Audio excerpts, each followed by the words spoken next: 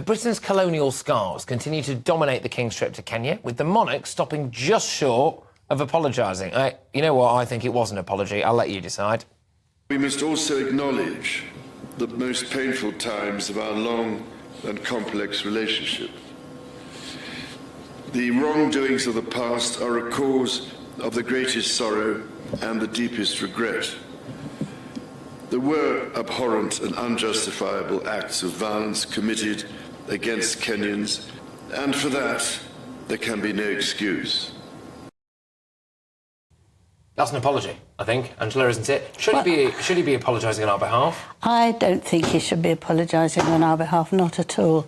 They've been independent for 60 years, and I think you don't then expect people to keep giving you money on your behalf. Well, they made an arrangement. It was terrible. The Mau Mau was difficult. They were bad, and the English were bad.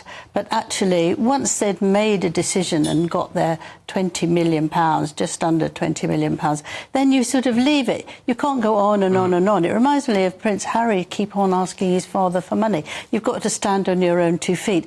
And the difficulty is that they get on incredibly well. The royal family love going there, and the president loves them coming, and it's been a very important place because Elizabeth became queen there. Prince William asked Catherine to marry him there. You know, they do love it. So why add nastiness and... Is it bad for Britain? Does this feed into this narrative that Britain has got a horrible past, that children need to be taught about that in schools, and that we've got everything to be ashamed of? This is our king. I love the king. I love the royal family. But I look at stuff like this and I think, don't say sorry for me.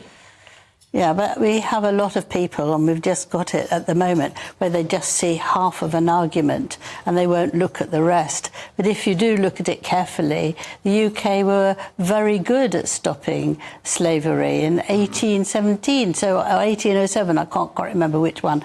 But they did their very best to stop it. And although it dribbled on, they have been very powerful not to encourage it. And I think that you can't keep on going back so far. With the Mau Mau stuff, it wasn't going back as that far.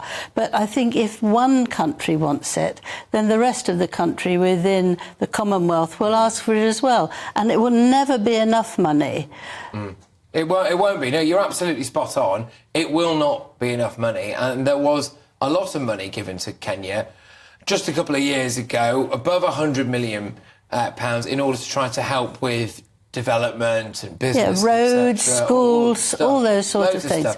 Look, sticking with the king, Angela, he nearly took a little tumble earlier today, but after being the monarch for over a year now, I think we can see this. Oh, little stumble, there we go. After a year now, do you think he's proving himself to be a smooth royal operator, apart from the old apology?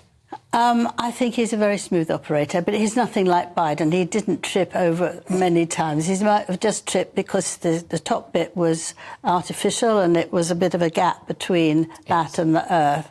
And I think it's very unkind to sort of say, well, he's fallen over, he's losing it. No. I think he's very caring. I think he's still missing his mother enormously, and I think that that's very difficult, and that's on very powerfully that he wants to do what she would be pleased with.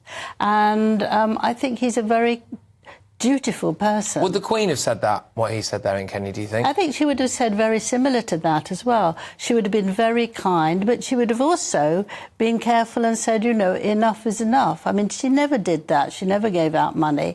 And you can't really against the government. I mean, they are people there for the government telling them what to do.